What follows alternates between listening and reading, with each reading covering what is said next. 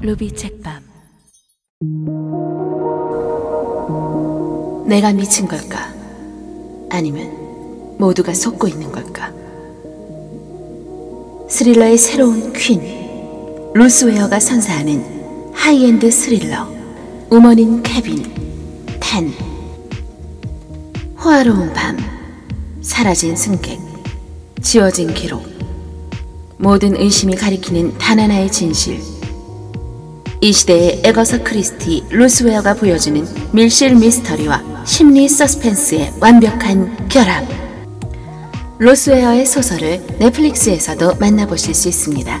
지금 필름 출판사에서 출간한 우먼인 캐빈 10 소설책도 읽어보시고 넷플릭스에서 영화로도 감상해보세요.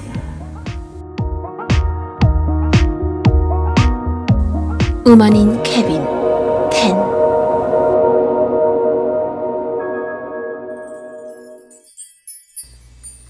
지은이 루스웨어.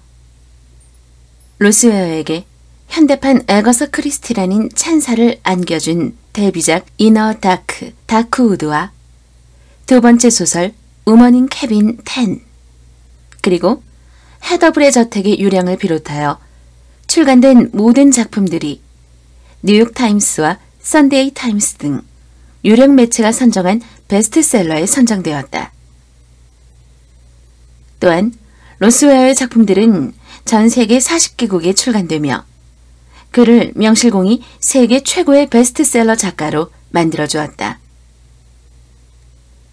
잉글랜드 이스트 서식스에서 자랐으며 웨이트리스, 도서 영업자, 영어교사, 홍보 담당자 등으로 일했다. 현재 잉글랜드 남부에서 가족과 함께 살고 있다.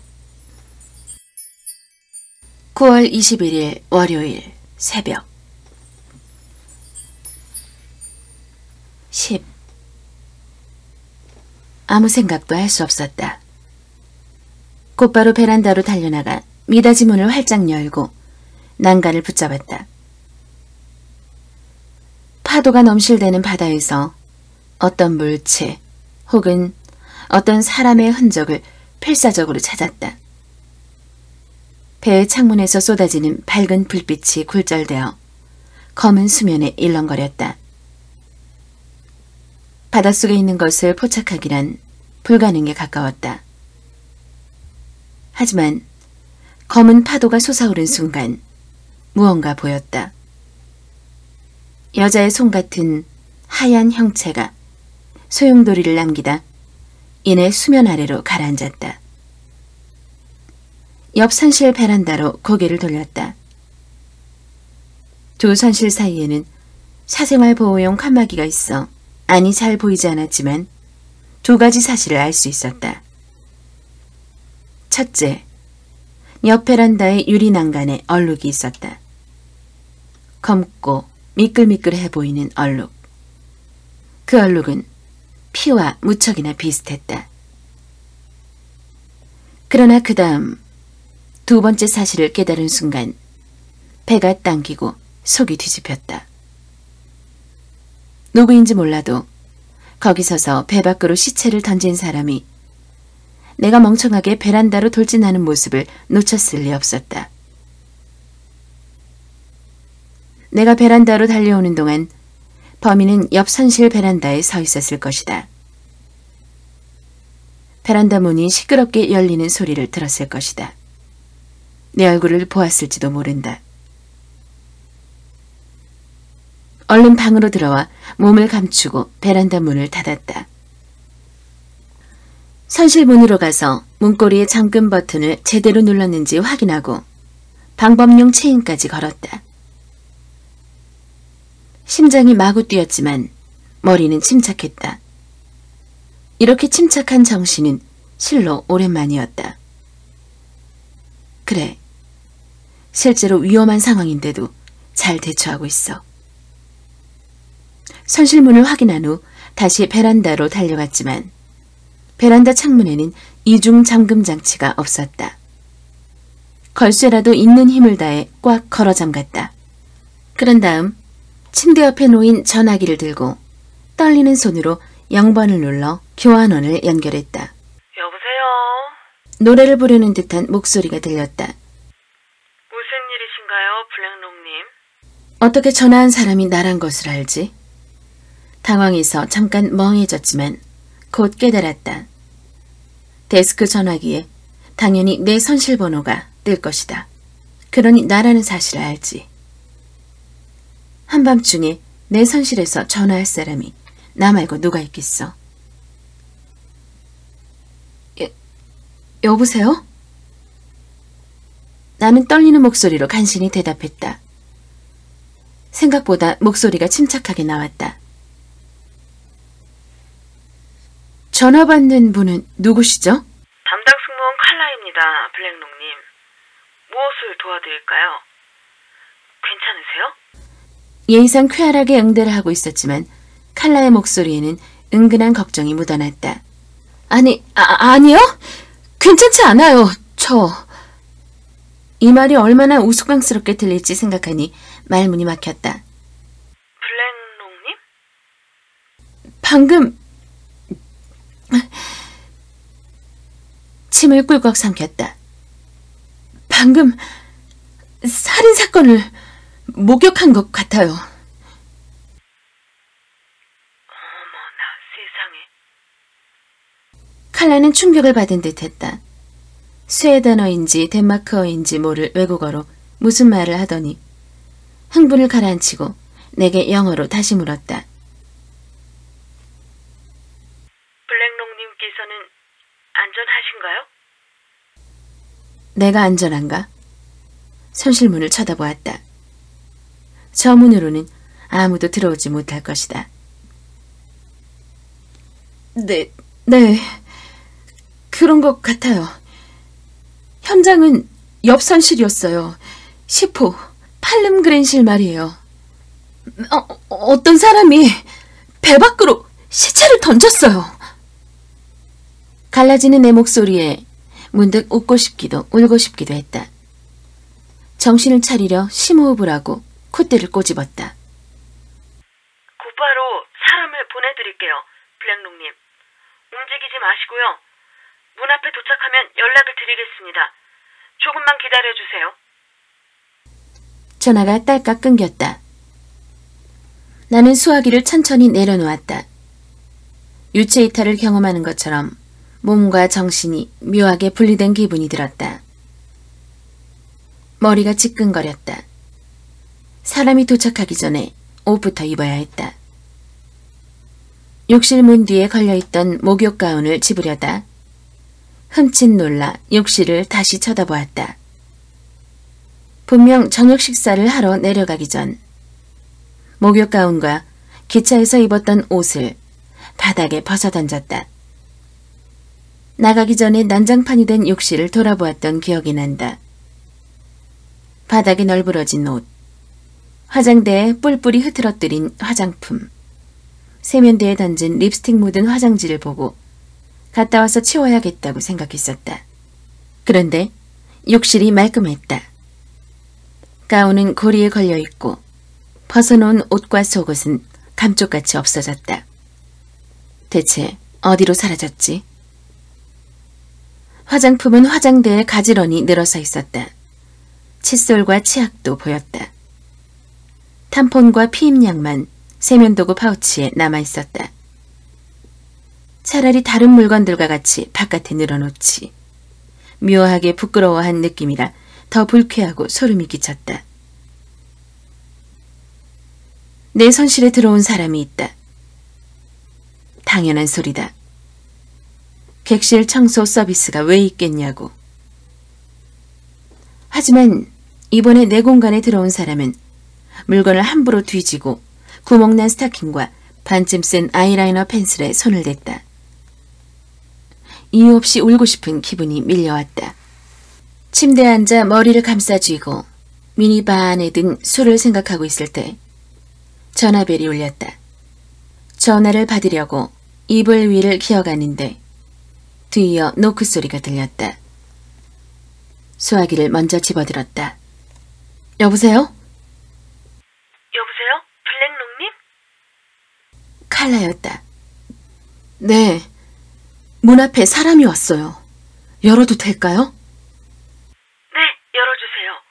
보안팀장 요한 닐손이에요. 저는 이만 물러갈게요, 블랙롱님. 하지만 도움이 필요하면 주저 말고 언제든 연락해주세요.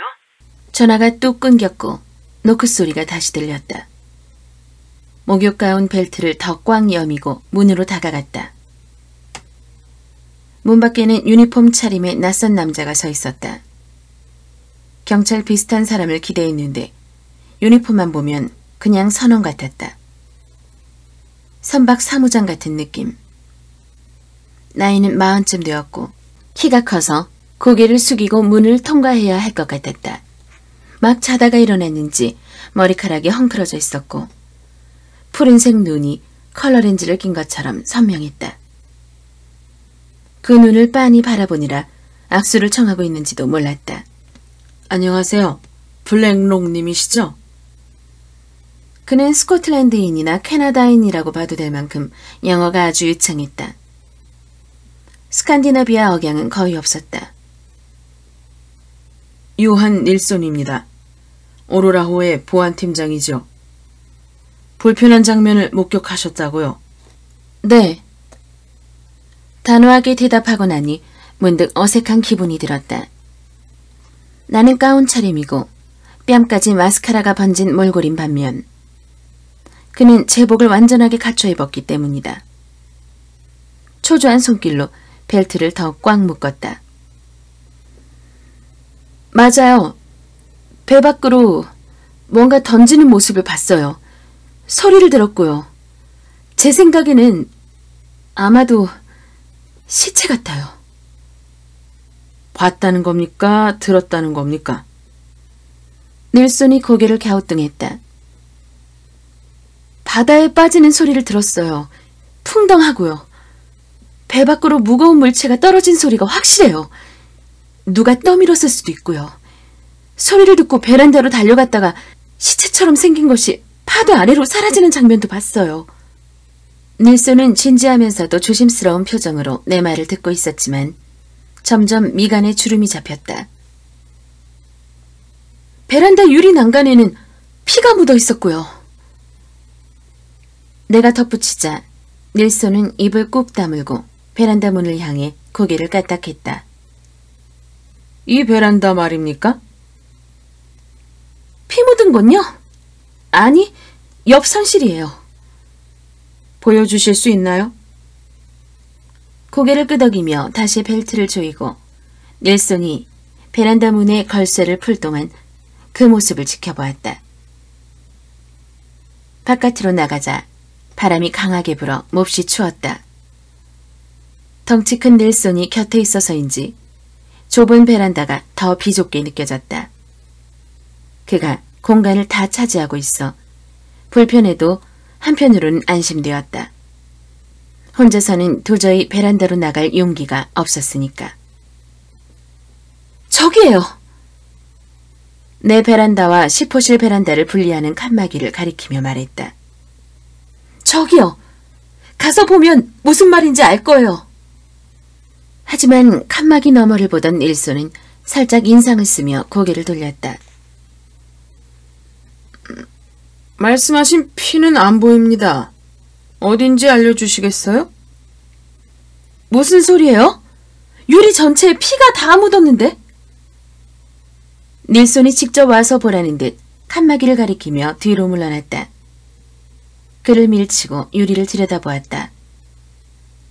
심장이 빠르게 뛰었다. 살인자가 이제 그곳에 없다는 것은 알고 있었다. 얼굴에 주먹이 날아오거나 귀 옆으로 총알이 스치는 일은 없을 것이다. 하지만 반대편에 무엇이 있을지도 모른다는 생각이 자꾸만 들었고 칸막이를 들여다보려니 소름 끼칠 정도로 겁이 났다.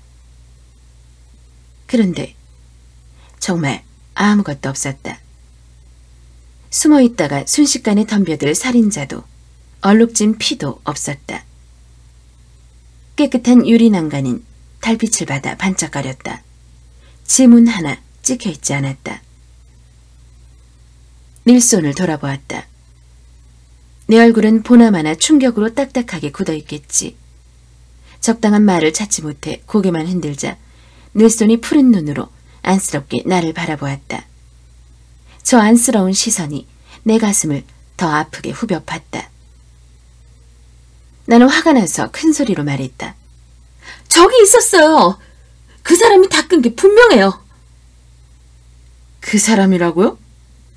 살인자요. 당연히 미친 살인범 얘기죠. 흥분하실 필요는 없습니다, 블랙롱님. 닐손이 부드럽게 말하고 선실로 돌아갔다. 내가 따라 들어가자 그는 조심스럽게 베란다 문을 닫고 걸쇠까지 잠근 후 하고 싶은 말이 있으면 하라는 듯 자세를 바로 했다. 희미한 향수 냄새가 났다. 나무 향과 비슷한 냄새가 나쁘지 않았지만 갑자기 널찍한 선실이 답답할 만큼 좁게 느껴졌다. 왜 그렇게 봐요? 공격적으로 들리지 않기를 바랐지만 소용없었다. 내가 뭘 봤는지 말했잖아요. 내가 거짓말을 한다고 생각해요? 옆 선실로 가보죠. 닐손이 정중히 제안했다. 배가 조일 정도로 가운 벨트를 단단하게 당겨 묶고 맨발로 선실을 나섰다. 닐손이 시포실 문에 짧게 노크를 했다. 응답이 없자 주머니에서 마스터키를 꺼내 문을 열었다. 우리는 안으로 들어가지 않고 문 앞에 멈춰섰다. 내가 멍하니 입을 벌리고 선실 내부를 바라볼 동안 닐손은 침묵을 지키며 뒤에 가만히 서 있었다. 선실은 완벽하게 비어 있었다. 사람만이 아니라 물건도 사라졌다. 여행용 가방, 옷, 욕실의 화장품까지.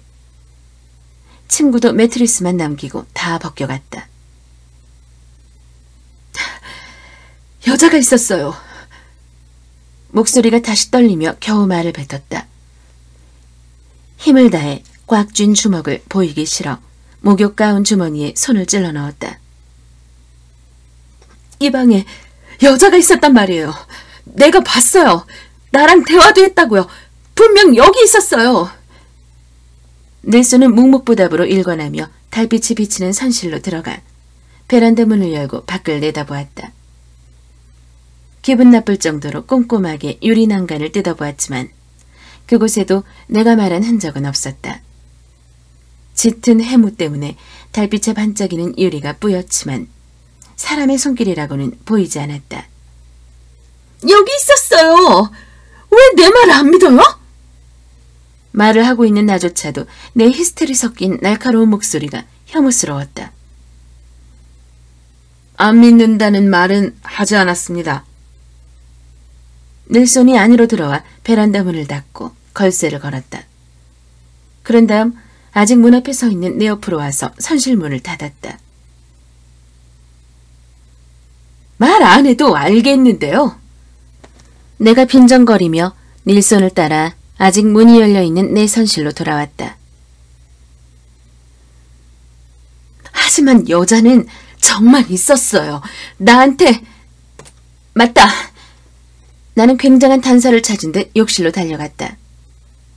나한테 마스카라를 빌려줬어요. 잠깐만요. 어디에 있더라? 가지런히 늘어서 있는 화장품을 마구 뒤졌지만 마스카라는 없었다. 어디로 갔지? 여기 있어요. 확실해요. 절박하게 말하며 미친 듯이 주위를 둘러보다가 무언가를 발견했다. 세면대 옆 접이식 면도 거울 뒤로 얼핏 보이는 진분홍색. 그 물건을 꺼내자 이거다. 초록색 뚜껑이 달린 작은 분홍색 마스카라. 여기요. 의기양양하게 마스카라를 들고 마치 무기처럼 내밀었다. 닐손은 한 걸음 물러나 마스카라를 조심스럽게 받아들였다. 알겠습니다. 하지만 블랙롱님, 이것이 무엇을 증명하는지 저는 잘 모르겠습니다. 오늘 다른 사람에게 마스카라를 빌렸다는 사실 말고는.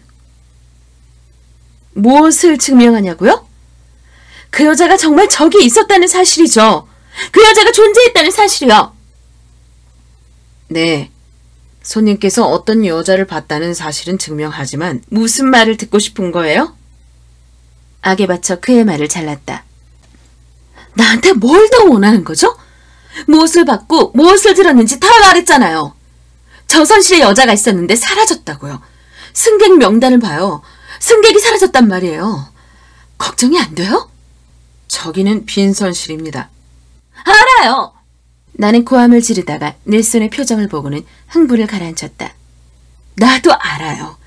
지금까지 계속 그 말을 하고 있잖아요. 차분하게 말하는 닐손에게 고함을 지르다가 그의 표정을 보고는 흥분을 가라앉혔다. 아니요. 닐손은 여전히 나직한 목소리로 정중하게 말했다. 신체적으로 우위에 있을 뿐만 아니라 자기 주장을 증명할 필요도 없는 사람 특유의 여유가 느껴졌다. 제 말은 이런 뜻입니다. 블랙롱님. 시포실은 계속 비어 있었어요. 승객이 타지 않았습니다. 처음부터 아무도 없었어요. 10일. 입을 다물지 못하고 멍하니 닐손을 바라보았다. 무슨 말이에요? 무슨 말이죠? 승객이 타지 않았다니요? 내가 겨우 답하자 닐손이 대답했다. 시포실은 빈선실입니다. 투자자 중 에른스트 솔베르그라는 분으로 예약이 되어 있었지만 출항 직전에 개인적인 이유로 취소하셨다고 들었습니다. 그럼 제가 본 여자는 원래 저 선실 주인이 아니라고요? 직원이 아닐까요? 청소부일 수도 있고요. 아니었어요. 옷을 갈아입고 있었다고요. 저기서 머무는 사람이었어요. 닐손은 아무 말도 하지 않았다. 굳이 말을 할 필요도 없었다. 그의 눈빛은 여자가 그곳에 머물고 있다면 짐은 전부 어디로 갔겠냐는 아주 명백한 의문을 제기하고 있었다. 누군가 가져갔을지도 몰라요. 내가 현장을 보고 당신이 오기 전까지요. 정말요? 자신 없는 내 목소리와 달리 닐손의 목소리는 평온했다. 의심하는 투도 조롱하는 투도 아니었다. 그냥 나를 이해하지 못했다. 그가 육중한 몸으로 소파에 앉자 스프링이 삐걱거렸다. 나는 침대에 앉아 얼굴을 감싸쥐었다. 닐손이 맞다. 누가 방을 치웠을 리는 없다. 내가 칼라에게 연락하고 닐손이 문 앞에 도착하기까지 시간이 정확히 얼마나 지났는지는 모르지만 길지 않은 시간이었다. 기껏해야 5분, 7분. 그보다 짧을 수도 있다. 그동안 유리난간에 묻은 피 정도는 닦을 수 있지만 그 이상은 불가능하다. 고작 몇 분 안에 선실 전체를 비울 방법은 없었다. 짐을 다 어떻게 했을까? 배 밖으로 던졌다면 소리가 들렸을 것이고 짐을 싸서 복도 밖으로 가지고 나갈 시간은 없었다. 말도 안 돼. 이럴 수는 없어. 손에 얼굴을 묻은 채 탄식했다. 블랙록님? 닐손이 천천히 말했다. 다음 질문이 마음에 들지 않으리라는 예감이 들었다. 블랙록님? 어젯밤 술을 얼마나 드셨습니까? 고개를 들고 화장이 망가진 얼굴로 닐손을 쳐다보았다. 잠을 못 자 퀭해진 눈에서는 분노가 뿜어져 나왔다. 뭐라고요? 제 질문은 그냥 술을 마시지 않았다고 할 수는 없었다. 어제 저녁 식사 자리에서 내가 샴페인에 와인, 식후주까지 부어라 마셔라 하던 모습을 본 사람은 많았다. 내 정신이 말짱했다는 주장은 금세 무너질 것이다. 네, 좀 마셨어요. 나는 쏘아붙이듯 말을 이어갔다. 하지만 와인 반잔 마셨다고 현실과 공상을 구분하지 못하는 미친 술주정뱅이가 된다고 생각한다면 오산이에요? 닐손은 대답 대신 미니바 옆에 있는 쓰레기통을 바라보았다. 그 안에는 비어있는 미니어처 위스키, 진, 그리고 조그마한 토닉캔 여러 개가 산을 이루고 있었다. 침묵이 흘렀다. 닐소는 굳이 더 우길 필요도 없었다. 선실 청소하는 인간들, 쓰레기통은 안 비우고 뭐 한 거야. 술은 마셨지만 취하지는 않았어요. 취할 정도는 아니었다고요. 내 눈으로 똑똑히 봤어요. 설마 내가 거짓말을 하겠어요? 나는 이를 악물고 말했다. 알겠습니다, 블랙롱님.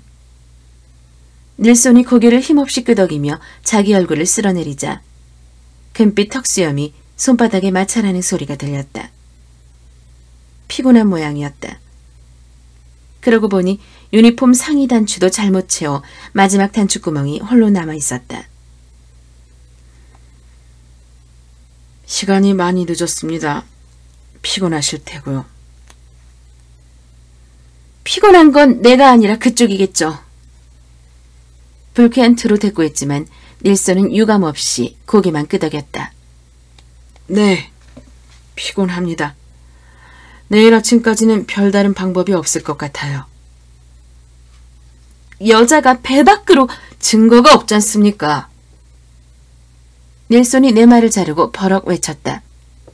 나를 답답해하는 속내를 처음으로 드러내 보였다. 하지만 이내 목소리를 낮추고 설명했다. 죄송합니다, 블랙롱님. 무리했다면 사과드릴게요. 그러나 다른 승객을 깨우면서까지 무언가를 조사하기에는 증거가 충분하지 않습니다. 저희도 잠을 조금 자고. 그 말에 숨은 뜻, 당신도 술이 깨고. 아침에 문제를 해결해 보자고요. 직원들과 이야기를 나눠보면 시포실에서 보셨다는 여자를 찾을 수 있을 겁니다. 승객은 확실히 아니었죠. 어젯밤 저녁 만찬 때는 없었어요. 하지만 직원이라면 괜찮은 건가요?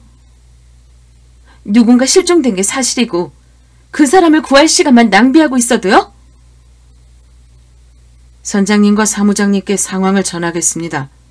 하지만 제가 아는 한 사라진 직원은 없고 사라졌다면 누군가가 이미 알아차렸을 겁니다. 이 크루즈는 규모가 작고 직원들끼리 사이가 좋아서 사라진 사실을 몇 시간이나 모르고 있기가 힘들어요. 내 생각에는. 하지만 닐소는 정중하면서 단호하게 내 말을 잘랐다. 블랙롱님, 정당한 이유 없이 자는 직원과 승객을 깨우지는 않을 겁니다. 죄송해요. 적절한 조치를 취하도록 제가 선장님과 사무장님에게 상황을 보고하겠습니다. 우선 그 여자의 인상착의를 설명해 주세요. 승객 명단을 다시 확인하지요. 인상착의와 일치하는 직원이 있으면 근무 시간이 아니어도 내일 아침 이후 직원 식당에 전부 소집해서 만나게 해드리겠습니다. 알았어요. 내가 볼멘 소리로 말했다. 일단은 항복해야 했다. 나는 분명 범죄 현장을 목격하고 소리를 들었지만 넬슨은 내 주장을 받아줄 생각이 조금도 없어 보였다. 그리고 바다 한가운데서 내가 뭘 할 수 있겠는가. 말씀해 주시죠. 넬슨이 재촉했다. 나이는 어느 정도였습니까? 키는요? 백인이었나요? 동양인? 흑인? 20대 후반이었어요. 키는 저랑 비슷했고 피부색이 아주 창백한 백인이었어요. 영어를 썼고요. 억양이 있었습니까? 아니요. 영국인이었어요. 영국인이 아니라면 완벽하게 2개 국어를 구사하는 사람이었을 거예요.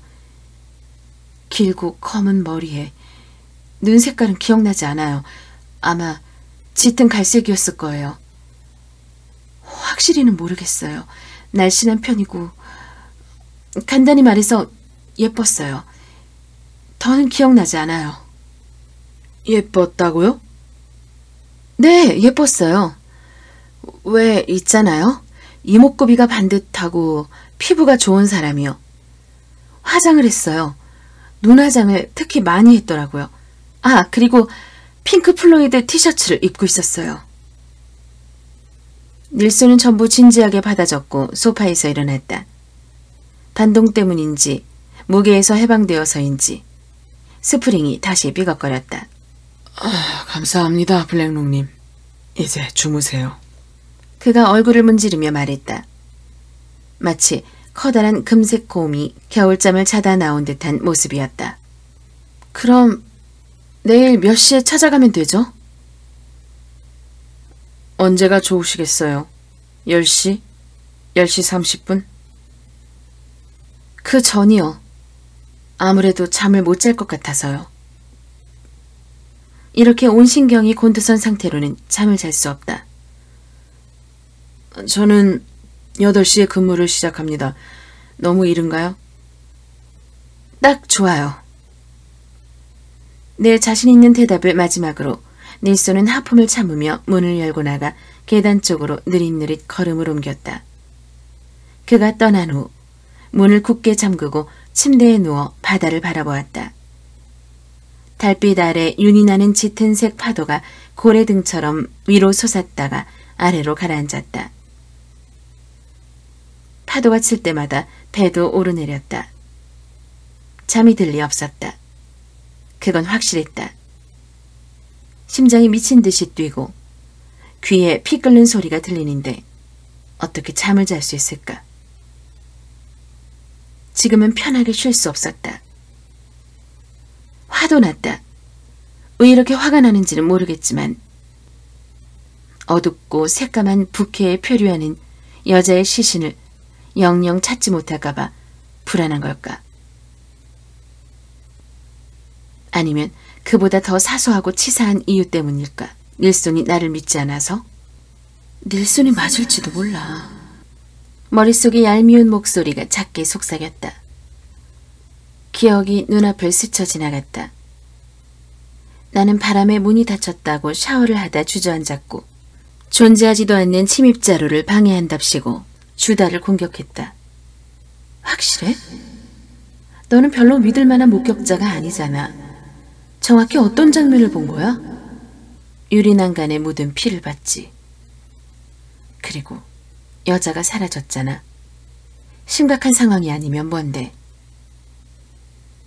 조명을 끄고 이불을 덮었지만 잠은 오지 않았다. 옆으로 누워 바다를 내다보았다. 폭풍우도 견디는 선체 너머에서 고요한 바다가 너울지고 있었다. 이 배에는 살인자가 있다. 그리고 그 사실을 아는 사람은 나뿐이다. 12. 블랙롱님! 문을 두드리는 소리에 이어 누군가 마스터키를 꽂는 소리가 들렸다. 쾅 소리가 났지만 방범용 체인이 걸려있어 문은 열리다 말았다.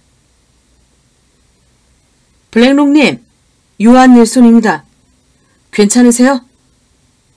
8시입니다. 전화로 깨워달라고 부탁하셨는데 받지 않으셔서요. 뭐? 허겁지겁 상체를 일으켰다. 갑자기 움직이자 머리가 지끈거렸다. 내가 무슨 일로 8시에 전화를 부탁해? 잠깐만요! 간신히 한마디를 외쳤다. 재를 삼킨 것처럼 입안이 바짝 말라 있었다. 침대 옆에 둔 물컵을 들고 단숨에 물을 들이키자 어젯밤의 기억이 되살아나기 시작했다. 밤중에 나를 깨운 소리. 베란다 유리난간에 묻은 피. 시체. 물에 풍덩 빠지는 소리. 황급히 침대에서 일어났다. 배가 요동치며 발밑의 바닥이 흔들리자 갑자기 속이 울렁거렸다. 욕실로 달려가 변기 앞에 앉자마자 구역질이 나왔다. 깨끗하고 흰 변기에 어제 먹은 저녁 식사를 전부 다 쏟아냈다. 블랙롱님? 저리가. 그 말을 입 밖으로 꺼내진 않았지만 구역질 소리가 내 심정을 전달했는지 아주 조용히 문이 닫혔다. 그 덕에 구경꾼 없이 내 모습을 살펴볼 수 있었다. 눈뜨고 봐줄 수가 없었다. 지우지 않은 눈화장이 뺨까지 번졌고 머리카락에 구토가 묻어있는 데다 눈은 잔뜩 충혈되었다. 뺨에 난 멍까지 더하니 아주 가관이었다. 오늘따라 파도가 거친지 배가 위로 솟았다 옆으로 기울면서 세면대 주위의 물건이 이리저리 움직이며 부딪혔다.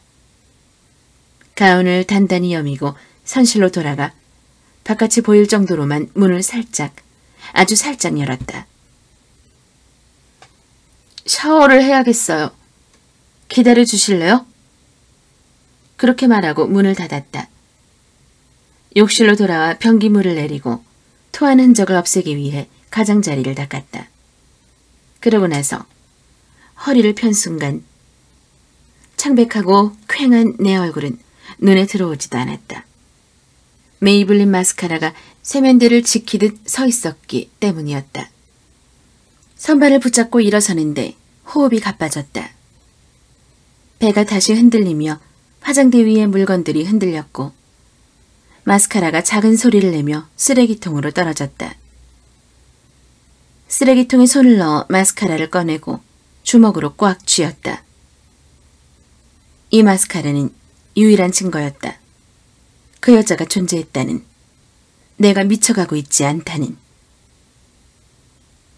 10분 후 어제 내 짐을 푼 누군가가 빳빳하게 다려놓은 흰 셔츠와 청바지를 입고 여전히 창백한 얼굴을 깨끗하게 씻었다. 방범용 체인을 풀고 문을 여니 아직 그곳에 서 있는 닐손이 보였다. 무전기에 대고 업무 지시를 하던 닐손이 나를 발견하고 무전기를 껐다. 주무시는데 정말 죄송합니다, 블랙롱님. 어제 너무 단호하셔서. 됐어요. 이를 악물고 대답했다. 말이 너무 퉁명스럽게 나와 후회했지만 입을 열면 또 토할 것만 같았다. 배가 움직여서 속이 안 좋다고 변명할 수 있어 다행이었다. 촌스럽게 뱃멀미나 한다는 말을 들을 수도 있지만 프로의식 없는 알코올 중독자로 찍히느니 촌스러운 사람을 택하겠다. 직원들과 이야기를 했습니다만 사라진 사람은 없어요. 하지만 말씀하신 여성이 있는지 아래 직원용 숙소로 오셔서 확인해 보시죠. 그러면 걱정을 좀 더실 겁니다. 그 여자는 직원이 아니었다고 반박하고 싶었다. 어느 청소부가 핑크 플로이드 티셔츠만 입고 선실을 청소한단 말인가. 그래도 그냥 입을 다물었다. 아래쪽 가판을 내 눈으로 보고 싶기도 했다. 닐손을 따라 흔들리는 복도를 지나 계단 옆에 작은 직원용 출입문으로 향했다. 그가 키패드에 6자리 비밀번호를 빠르게 입력하자 문이 열렸다. 밖에서 봤을 때는 청소도구함을 가리는 문 같았는데 배 아래쪽으로 내려가는 좁고 어두운 계단이 나왔다. 계단을 내려가고 있으니 왠지 불안해졌다. 지금 우리는 해수면 아래, 적어도 해수면 근처에 있을 것이기 때문이다. 아래층 복도는 승객이 사용하는 쪽과 달리 매우 답답했다. 하나부터 10까지 달랐다. 천장이 낮고 더 후텁지근했으며 칙칙한 베이지색을 칠한 벽 간격은 좁았다. 침침한 형광등이 빠르게 깜박여서 금세 눈이 피곤해졌다. 복도 양쪽에 문이 늘어서 있었다. 위에 있는 승객용 가판과 같은 넓이의 공간에 선실을 8개에서 10개 더 쑤셔넣은 듯 했다. 복도를 지날 때 열린 방문을 통해 흐린 형광등을 켠 창문 없는 선실을 들여다보았다. 2층 침대 아래쪽에서 아시아계 여성이 좁은 공간에 어깨를 웅크리고 스타킹을 신고 있었다. 닐손이 지나가자 불안하게 고개를 든 그녀는 나를 보고 굳은 표정을 지었다. 꼭 자동차 전조등을 보고 겁먹은 토끼 같았다. 여자는 잠시 가만히 앉아있다가 발로 황급히 문을 닫았다.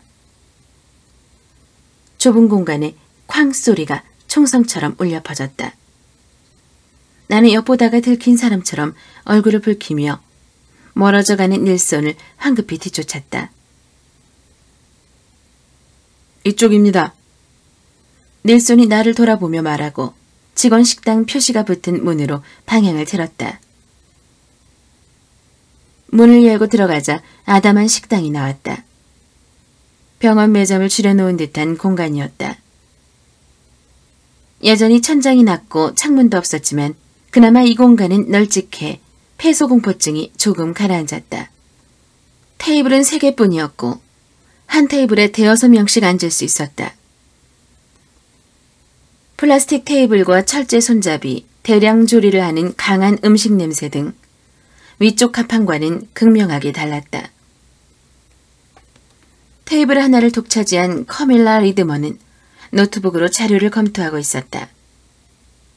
다른 테이블에서 페이스트리를 먹던 여자 5명이 페이스트리, 밀가루, 버터, 계란을 재료로 바삭하게 구운 무발효 빵.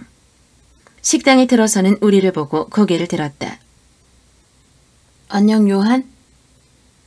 그중 한 명이 인사를 하며 스웨덴어 혹은 덴마크어로 무슨 말인가를 했다. 정확히 어느 나라 말인지는 모르겠다. 손님 앞에서는 영어로 말하도록 해요. 닐손이 말했다. 여기 블랙록님이 시포시린 팔름그랜실에서 본 여성을 찾고 계십니다. 20대 후반에서 30대 초반으로 보이는 백인 여성으로 검은 머리를 길게 기르고 영어를 아주 능숙하게 썼다고 합니다. 말씀하시는 여자는 저 아니면 비르기타겠네요. 저는 한이라고 해요. 하지만 팔름그랜실은 간 적 없어요. 주로 바에서 일하거든요. 비르기타, 너는? 한이가 웃으며 건너편에 앉은 친구에게 물었고 나는 고개를 저을 수밖에 없었다. 한이와 비르기타 모두 하얀 피부와 검은 머리라는 특징만 같을 뿐 선실에서 본 여자는 아니었다.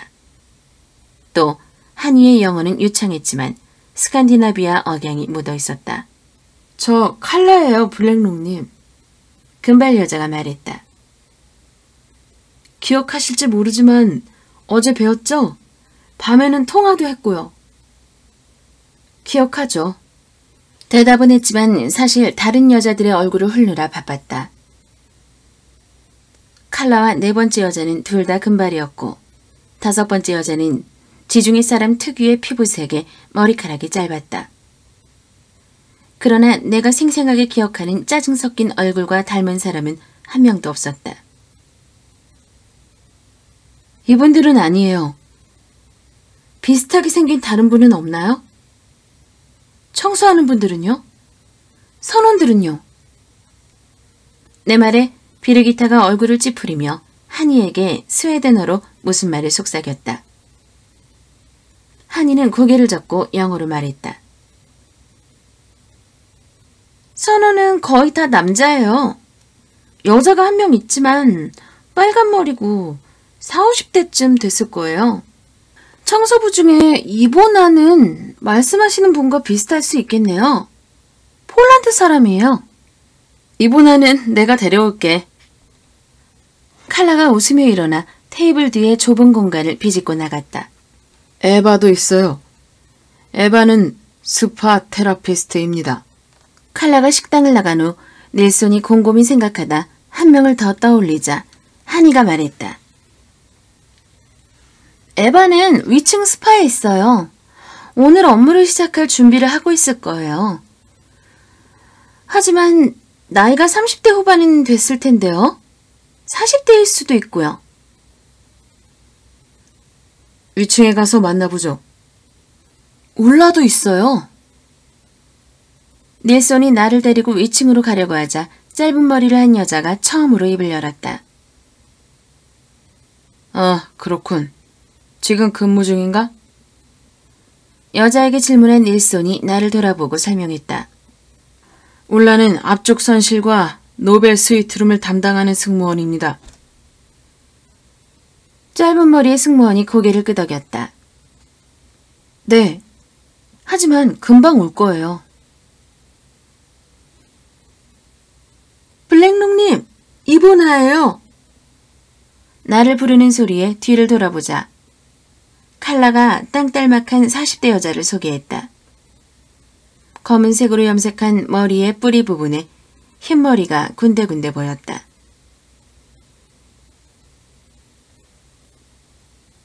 어떻게 도와드릴까요? 무슨 문제라도 있나요? 이보나는 강한 폴란드 억양을 가지고 있었다. 그녀의 얼굴을 보고 나는 고개를 저었다. 죄송하지만 이분은 제가 본 여자가 아니에요. 하지만 이 여자가 위험한 상황에 처했다는 건 분명해요. 물건을 도둑 맞았다거나 하는 문제가 아니에요. 비명을 들었거든요. 걱정돼서 이러는 거예요. 비명이라고요? 내 말에 한이가 놀란 표정을 짓자 가느다란 눈썹이 앞머리 아래로 사라졌다. 한이와 칼라가 눈빛을 주고받았다. 칼라가 무슨 말을 하려고 입을 열었지만 지금까지 뒤에 가만히 있던 커밀라 리드먼이 일어났다. 저희 직원 중에는 찾는 분이 없는 것 같습니다, 블랙록님. 커밀라가 테이블 옆으로 다가와 한이의 어깨에 손을 올리며 말했다. 무슨 문제가 생겼다면 이야기가 나왔을 겁니다. 저희는 아주 뭐라고 표현하죠? 아주 끈끈한 사이라서요. 서로 굉장히 친해요. 칼라도 한마디 거들며 커밀라 리드먼과 나를 번갈아 쳐다보았다. 미소를 지었지만 숱을 지나치게 친 갈매기형 눈썹 때문인지 묘하게 수상하고 불안한 표정이 되었다. 저희는 아주 행복하게 일하고 있습니다. 알겠어요. 내가 말했다. 그만두자. 이 여자들에게서는 아무것도 알아낼 수 없다. 비명을 들었다고 말하지 말았어야 했다. 그 말은 이들을 똘똘 뭉치게 할 뿐이다. 커밀라와 닐슨 앞에서 이야기한 것도 실수였다. 걱정하지 마세요. 내가 따로 가서 만나볼게요. 에바라고 했죠? 울라하고요. 도와주셔서 감사합니다. 하지만 뭐라도 좋으니 들리는 말이 있으면 언제든 9호 린네실로 찾아와 주세요. 저희는 아무 말도 못 들었어요. 한이가 장담하듯 말했다. 물론 새로운 소식이 있으면 알려드릴게요. 좋은 하루 보내세요, 블랙록님. 고마워요. 인사하고 돌아서는 순간 배가 흔들렸다. 테이블에 있던 여자들이 놀라서 웃음 섞인 비명을 내지르며 커피잔을 붙잡았다. 발을 헛디뎌 넘어질 뻔한 나를 닐슨이 잡아주었다. 괜찮으십니까, 블랙록님? 고개를 끄덕였다. 하지만 팔을 너무 세게 붙잡혀 아픈 데다가 배가 흔들린 충격으로 머리가 깨질 것만 같았다. 나오기 전에 아스피린을 먹을걸. 카리브해를 다니는 큰 크루즈 선에 비해서 오로라호는 규모가 작아 좋은 점도 많지만 큰 배보다는 파도의 충격을 더 강하게 느끼죠. 괜찮으세요? 괜찮아요. 나는 팔을 문지르며 짧게 대답했다. 에바를 만나러 가요. 우선 주방을 통해 지름길로 가죠. 스파로 올라가서 에바와 이야기를 하고 식당에서 마무리하면 되겠네요. 그렇게 되면 선원 2명과 선실 승무원 몇 명을 빼고 다 만나볼 수 있겠어요. 닐슨은 손에 든 직원 명단에서 이름을 하나씩 지웠다. 좋아요. 단호하게 대답했지만 사실은 탈출하고 싶은 마음이 더 컸다. 벽 사이가 좁아 답답했고 복도는 환기가 되지 않았다. 더군다나 이곳은 해수면 아래로 바닷물이 나를 에워싸고 있었다. 배가 무언가와 충돌하는 끔찍한 상상이 들었다. 꽉 막힌 공간에 바닷물이 쏟아지고 사람들은 얼마 남지 않은 산소를 마시려고 입을 벙긋벙긋하는 모습이 눈앞을 스쳐 지나갔다. 그렇다고 지금 포기한다면 내가 틀렸고 닐슨이 옳았다고 인정하는 셈이다. 그럴 수는 없었다. 닐슨을 따라 배의 앞부분으로 향했다. 바닥이 움직이고 흔들리는 동안 음식을 요리하는 냄새는 점점 강해졌다. 뜨거운 기름에 베이컨을 지지는 냄새, 버터향 가득한 크루아상을 굽는 냄새가 났다. 거기다 생선찜, 그레이비 소스, 구운 고기에 육즙을 이용해 만든 소스, 무엇인지 모를 달콤한 디저트까지 여러 가지 음식 냄새가 섞이자 입에 침이 고였다. 하지만 먹고 싶은 마음이 드는 것은 아니었다. 나는 다시 이를 악물고 난간을 붙잡았다. 또 파도가 치면서 배가 들썩였다가 파도 사이에 골로 떨어졌다. 가슴이 철렁 내려앉았다. 닐손에게 다음으로 미루자고 하면 안 될까. 하지만 그는 벌써 작은 유리창 2개가 달린 쇠문을 열고 있었다. 하얀 모자를 쓴 사람들이 고개를 돌려 나를 보고 놀라서 예의를 갖추었다. 자, 여러분. 닐손이 유쾌하게 인사하며 스웨덴어로 뭐라 이야기하고는 나를 돌아보았다. 죄송합니다. 접객 담당 직원들은 영어를 하지만 요리사 중에는 영어를 못하는 사람도 있어서요. 왜 여기 왔는지 설명했습니다. 요리사들이 웃으며 고개 숙여 인사를 했고 주방장이 앞으로 나와 손을 내밀었다. 그는 완벽한 영어를 구사했다. 안녕하세요, 블랙롱님. 오토 얀손입니다. 저희 직원들이 영어는 잘 못하지만 도와드릴 일이 있으면 기꺼이 도와드릴 겁니다. 제가 통역해드리죠. 무슨 일입니까? 하지만 말이 나오진 않았다. 그가 음식을 준비하기 위해 낀 하얀 라텍스 장갑을 보고 마른 침만 삼킬 뿐이었다.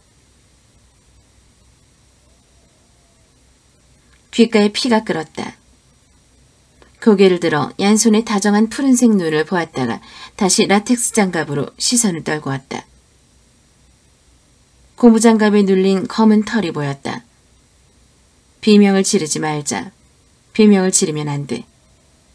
내 시선을 따라 얀손도 자기 손을 내려다보았다. 그가 웃으며 다른 손으로 장갑을 벗었다. 죄송합니다. 장갑을 끼고 있다는 것을 잊었네요. 음식을 나르려던 참이라서요. 축 늘어진 하얀 장갑을 쓰레기통에 버린 그가 힘없는 내 손을 잡고 악수했다. 따스한 손가락에는 라텍스에서 나온 가루가 살짝 묻어 있었다. 어떤 여자를 찾고 있어요. 내가 불쑥 말을 꺼냈다. 무리하다고 생각하든 말든. 지금은 그때의 충격이 다시 떠올라 어쩔 수가 없었다. 머리는 검은색이고 제 또래거나 더 어릴 거예요. 예쁘장하고 피부는 하얀 편이었고요. 특별한 억양은 없었어요. 영국인이거나 완벽하게 2개 국어를 사용하는 사람이었어요. 죄송합니다. 얀손이 유감스러운 듯 말했다. 진심으로 미안해하는 표정이었다. 저희 직원 중에 그런 사람은 없는 것 같습니다. 그래도 혹시 모르니 마음껏 둘러보세요. 여성 요리사가 2명 있지만 둘 다 영어에 서툴러요. 자밀라는 배식구에 있고 잉그리드는 샐러드 담당입니다. 저기 석쇠 코너 뒤에 있어요. 둘 다 손님께서 말씀하시는 여자와는 다르지만요. 승무원이나 웨이트리스 중에 있지 않을까요? 고개를 빼고 얀손이 가리킨 여자 2명을 보았다. 그의 말이 맞았다. 둘 다 내가 본 여자와는 조금도 닮은 구석이 없었다. 자밀라는 나를 등졌고 고개도 숙이고 있었지만 여기로 내려오는 길에 선실안에서 본 아시아계 여자가 분명히 있다. 파키스탄 아니면 방글라데시 사람 같았고 체구가 정말 작았다. 150cm도 안 되어 보였다. 한편 잉그리드는 스칸디나비아 쪽 사람이었고 몸무게가 최소 90kg은 되는 것 같은 데다 나보다 좋게 15cm는 컸다. 내가 쳐다보자 잉그리드는 허리에 팔을 얹고 거의 공격적인 태도로 어깨를 폈다. 아니, 그건 오해였다. 단지 키가 커서 행동이 위협적으로 보였을 뿐이다. 아니, 신경 쓰지 마세요. 방해해서 죄송합니다. 내가 말했다. 고마워, 오토. 그러고는 닐슨이 스웨덴어로 농담을 하자 오토가 웃음을 터뜨렸다. 그는 닐손의 등을 두드리고 무슨 말을 했다. 그러자 닐손이 툭 튀어나온 배를 들썩이며 너털 웃음을 지었다. 그 후 나머지 사람들을 향해 손을 올려 그럼 이만. 이라 외치고 나를 복도로 데리고 나갔다. 죄송합니다. 계단으로 앞장서던 닐손이 뒤에 있는 나를 보며 말했다. 배에서는 공식적으로 영어를 써야 하고 특히 영국 승객들 앞에서는 다른 말로 이야기하지 않는 것이 규정입니다만 상황에 따라서는 닐손이 말을 흐렸지만 나는 이해한다고 고개를 끄덕였다. 괜찮아요. 다들 편안한 분위기에서 질문 내용을 정확히 이해하는 편이 좋죠. 우리는 다시 직원용 숙소를 지났다. 열린 문을 통해 몇 개의 선실 내부를 힐끗 보자 얼마나 비좁고 지저분한지 새삼 놀라웠다. 몇 주, 몇 달씩 창문도 없는 감옥에서 보낸다니 상상도 할 수 없었다. 내 불편한 침묵을 느꼈는지 닐손이 다시 말을 걸었다. 조금 좁죠? 하지만 선원을 제외하면 배에 직원이 20명도 되지 않아서 공간이 그렇게 많이 필요하지 않습니다. 그리고 경쟁업체의 배에 비하면 저희 숙소가 훨씬 좋다고 자신 있게 말할 수 있어요. 내 생각을 굳이 말하지는 않았다. 비좁은 공간 때문에 충격을 받은 것이 아니었다. 사실 영국 해협을 횡단하며 무수히 타본 페리의 선실도 이곳과 크게 다르지는 않았다. 하지만 직원 숙소는 위쪽에 밝고 쾌적한 객실들과 달라도 너무 달랐다. 가진 자와 가지지 못한 자의 극명한 차이를 엿본 것 같은 불쾌감이 들었다. 눈앞에 펼쳐진 현대판 계급제도였다. 다들 방을 같이 쓰나요? 어둑한 선실 앞을 지나며 내가 물었다.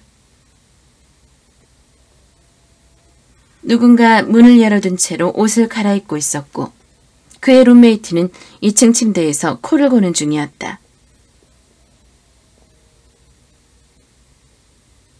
지위가 낮은 사람들은 여럿이 같이 씁니다.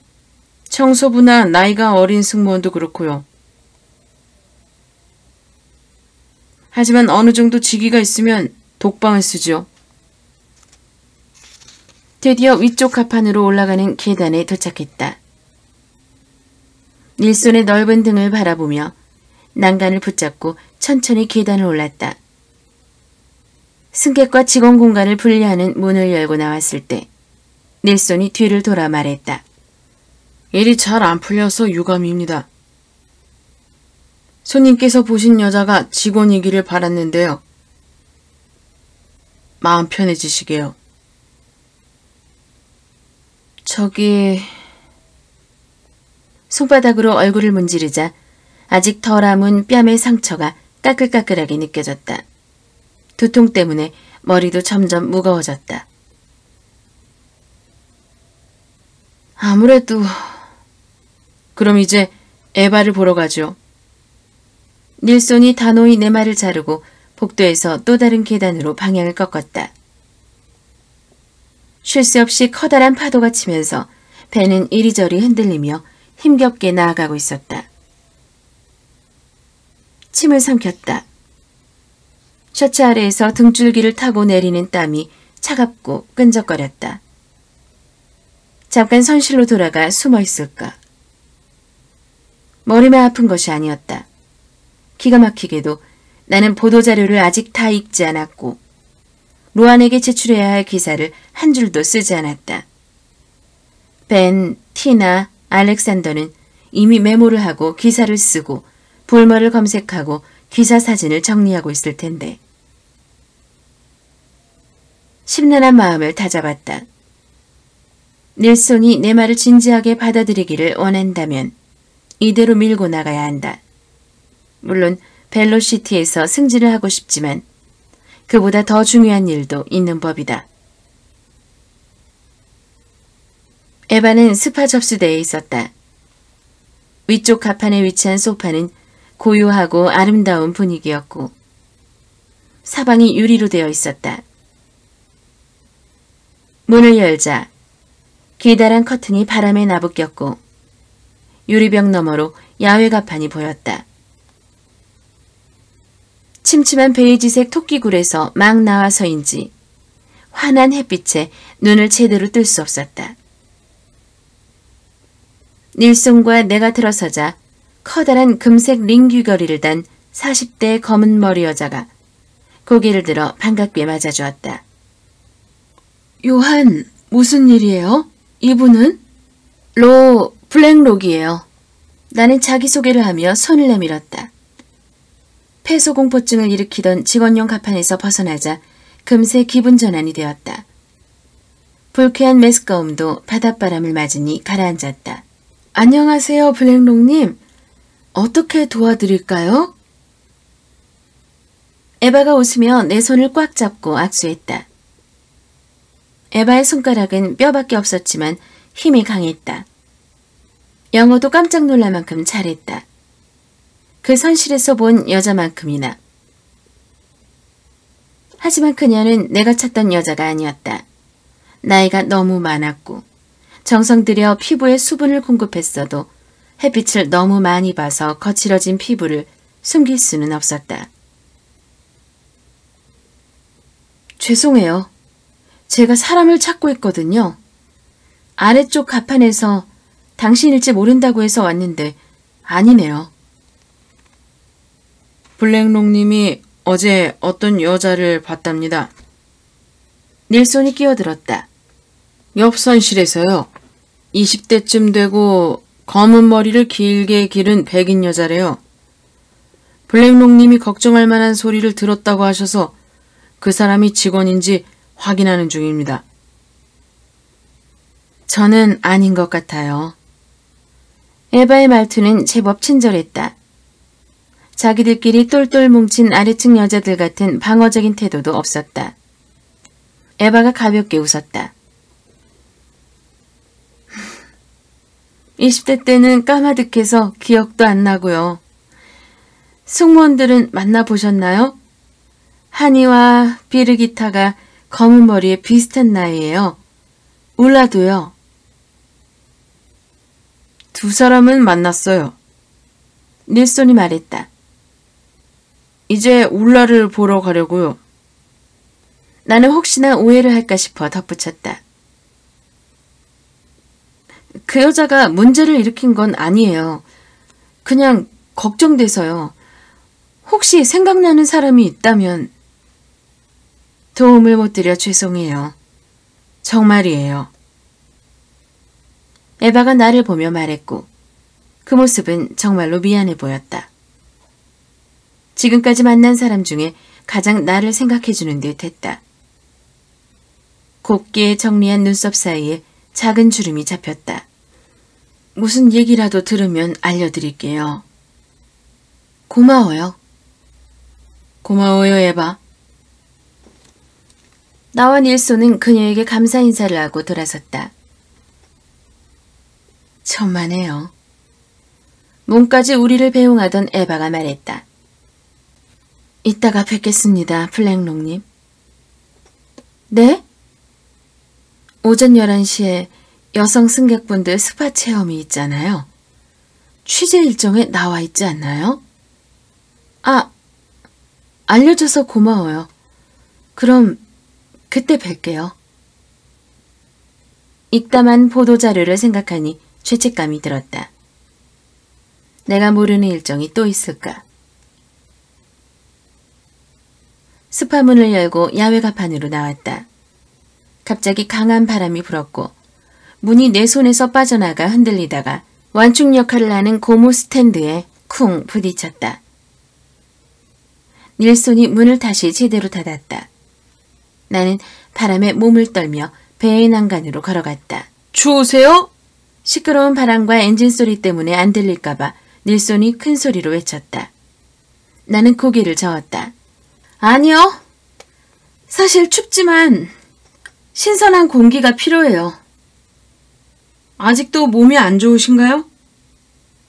지금은 괜찮아요. 머리만 좀 아플 뿐이에요.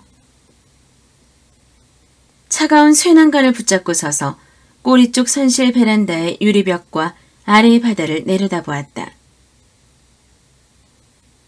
배가 지나간 자리마다 파도 거품이 남아있었고 그 너머는 온통 짙은색 바다였다.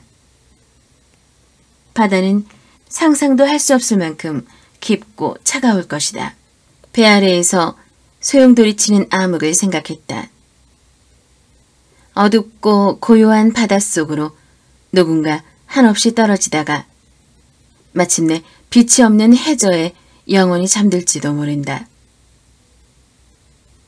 어젯밤에 본 여자를 생각했다.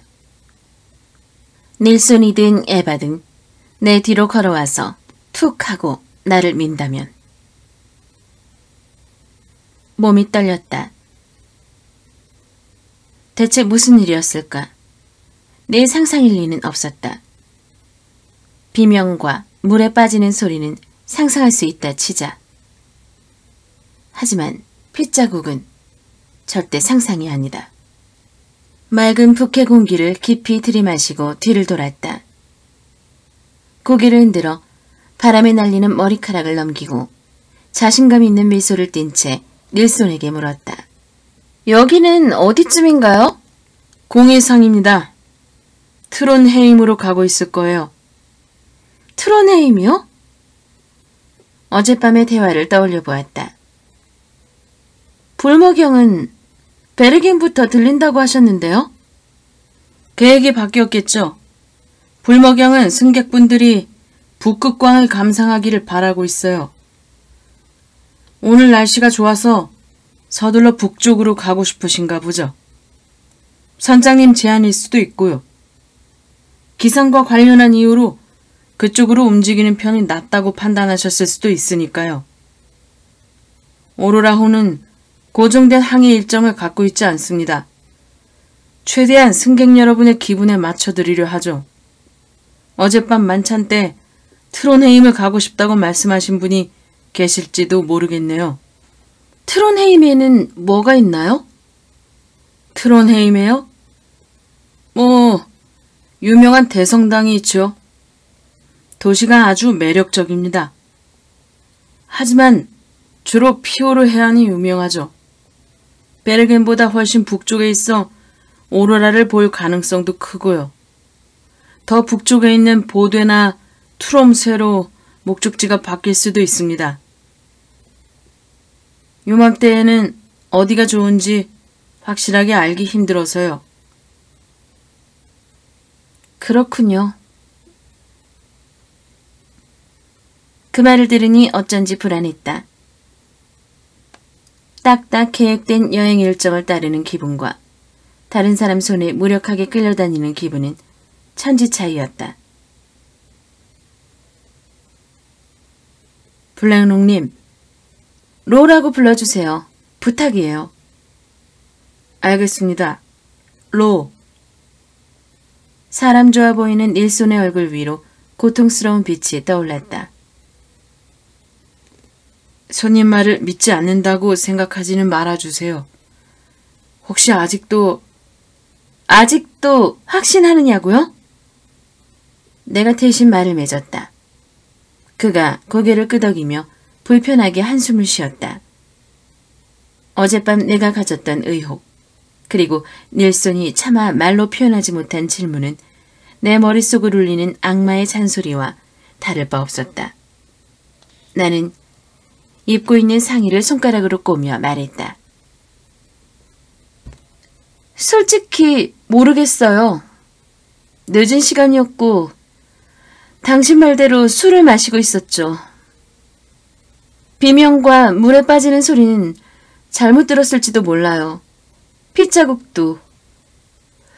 분명 봤다고 확신은 하지만 불빛 때문에 착각했을 수도 있어요. 하지만 선실에서 본 여자는 절대 상상이 아니에요. 그럴 수가 없어요. 나와 마주보고 말을 했어요. 여기 없다면, 그러니까 이 배에 타고 있지 않다면 그 여잔 어디로 간 거죠? 닐손은 한참 동안 대답하지 않았다가 침묵을 깨고 말했다. 아직 울라가 남아있으니까요. 닐손이 무전기를 꺼내며 말을 이었다. 설명하신 인상착의로 보면 울라는 아니겠지만 확인은 해야죠. 손님은 어떠실지 몰라도 저는 커피가 당기네요. 승객용 식당에서 만나자고 하겠습니다. 아침을 먹는 식당은 어젯밤 저녁을 먹은 곳과 같았지만 커다란 테이블 2개를 작은 테이블 5개로 나누어 놓았다. 닐손이 문을 열자 가르마를 넘긴 노란 머리의 젊은 웨이터 말고는 아무도 없었다. 그가 앞으로 다가와 웃으며 맞아주었다. 블랙롱님? 아침 식사하시겠어요? 네. 나는 식당을 무심히 둘러보며 대답했다. 어디에 앉을까요? 원하시는 자리에 앉으세요. 웨이터가 빈 테이블을 가리키며 말했다. 다른 승객분들은 선실에서 식사하시겠답니다. 창가가 어떨까요? 차와 커피 중 어떤 음료를 드릴까요? 커피요. 우유는 넣는데 설탕은 빼고 주세요. 나도 커피 한 잔 부탁해, 비온. 잠시 후 닐손이 웨이터 비온의 뒤를 보며 말했다. 아, 울라, 왔어? 고개를 돌리자 수많은 검은 머리를 하나로 묶은 미인이 우리 테이블을 향해 다가오고 있었다. 안녕하세요, 요한. 울라가 단조로운 억양으로 말했다. 입을 열기 전부터 선실에서 본 여자가 아님을 알 수 있었다. 울라는 정말 아름다웠다. 검은 머리와 대조되는 하얗고 깨끗한 피부는 도자기 같았다. 선실에서 본 여자도 예뻤지만 르네상스 시대의 미술작품에 나올 법한 여리고 고전적인 미인은 아니었다. 게다가 울라는 키가 거의 180cm는 되는 것 같았다. 하지만 선실의 여자는 나와 키가 비슷해서 울라 근처에도 미치지 못했다. 닐손이 궁금하다는 표정으로 나를 보았다. 나는 고개를 저었다. 비온이 쟁반에 커피 2잔을 받쳐들고 돌아와 서빙하고 내게 메뉴를 건넸다. 닐손이 헛기침을 했다.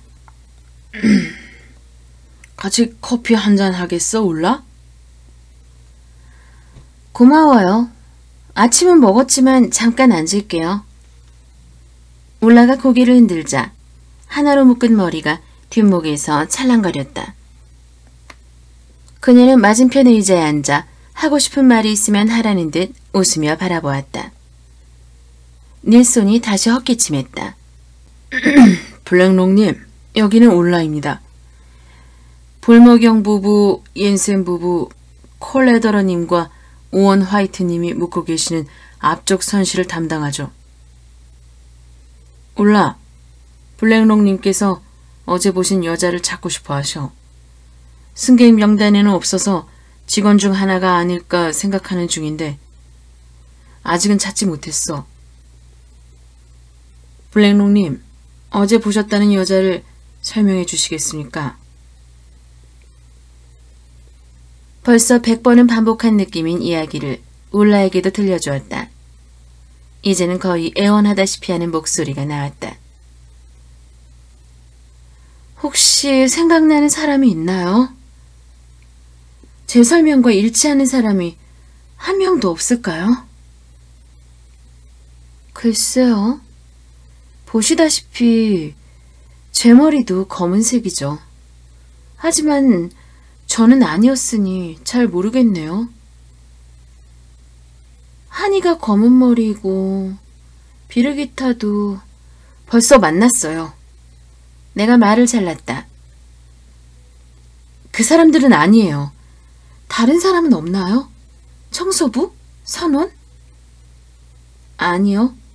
선원 중에는 그런 사람 없어요. 울라가 천천히 말했다. 직원 중에 에바도 있지만 나이가 너무 많고요. 주방 사람들은 만나보셨어요? 그만하죠.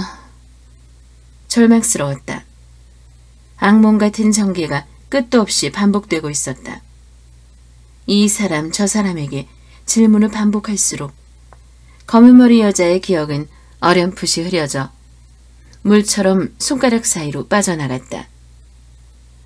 만나는 사람들 중에는 내 기억과 비슷한 여자도 있었지만 완전히 일치하지는 않았다. 이제는 머릿속의 이미지를 붙잡고 있기가 점점 힘들어졌다. 그 여자에게는 분명한 특징이 있었다. 다시 본다면 한눈에 알아볼 수 있을 정도로. 얼굴 때문은 아니다. 예쁘장했지만 평범한 편이었다. 머리카락이나 핑크 플로이드 티셔츠도 아니다. 하지만 그 여자 특유의 분위기가 있었다. 날카로운 눈으로 복도를 보던 표정. 내 얼굴을 보고 놀란 표정에는 활기와 생동감이 넘쳤다. 정말로 그 여자가 죽었을까? 하지만 죽지 않았다고 해서 안심할 수는 없었다. 그렇다면 남은 가능성은 하나였으니까. 어느 쪽이 더 나은지는 모르겠다. 여자가 죽지 않았다면 내가 미쳐가고 있다는 뜻이었으므로.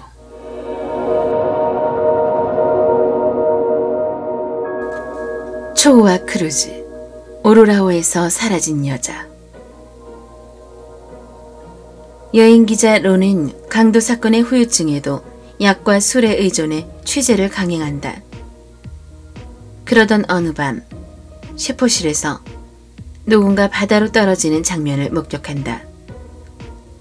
하지만 승무원들은 애초에 비어 있었다고 말할 뿐 셰포실의 여자는 명단에도 기록에도 존재하지 않았다. 모두가 로의 추리를 부정하는 가운데 로는 그 여자가 준 마스카라를 발견하고 끝까지 진실을 파헤치기로 결심한다. 뉴욕 포스트, 오프라닷컴 등 선정, 여름에 반드시 읽어야 할 소설, 뉴욕타임스 19주 연속 베스트셀러, 이 시대의 에거사 크리스티, 기억을 되살리는 남자의 저자 데이비드 발다치, 위대한 현대적 스릴러 소설 뉴욕 포스트. 초자연적 요소 없이도 소름 돋는 공포를 이렇게 잘 그려내는 작가는 루스 웨어뿐이다. 그리고 우먼인 케빈 텐이 바로 그 증거다. 뉴욕 저널 오브 북스. 폐쇄적이고 음울한 분위기 속에서 누군가가 그녀를 막고 어쩌면 죽이려는 와중에도 론은 집요하게 나아간다. 워싱턴 포스트.